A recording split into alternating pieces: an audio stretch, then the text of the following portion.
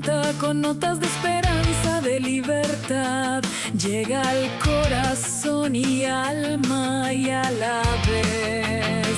Cuando se asoman tiempos de oscuridad y caos del fascismo y comunismo, hermanos, hijos del patrón, masón, en el ocaso del sol, buscando sigilosamente su nido para destruir la nación.